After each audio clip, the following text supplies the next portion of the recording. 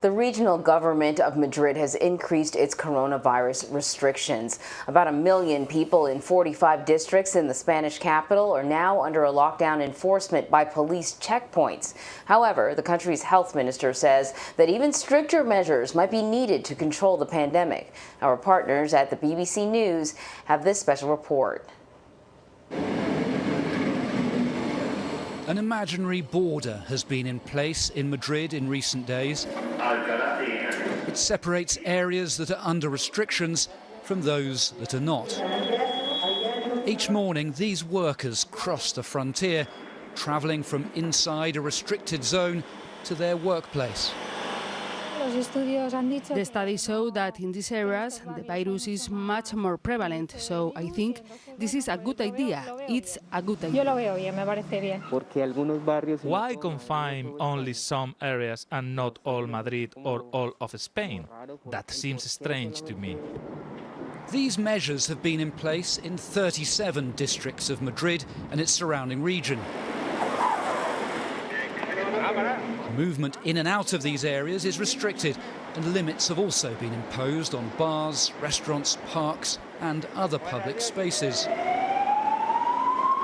The police have been helping ensure the new rules are enforced, but for the first few days they didn't fine people.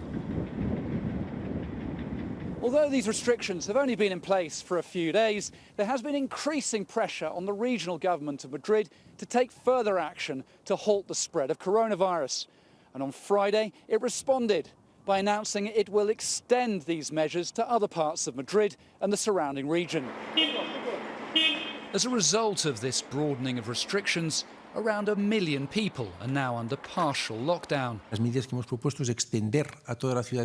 However, the central government has said that it would like more drastic action to be taken across the whole of Madrid. The Hedgecoe bar in southern Madrid is just inside one of the restricted areas. So it has to close at 10 p.m. and limit customer numbers.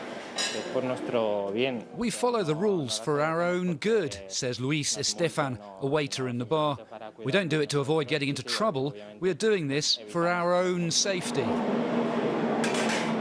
It's another early night for the bar and its staff. Question now is whether these measures will help close down the spread of coronavirus. Guy Hedgecoe, BBC News, Madrid.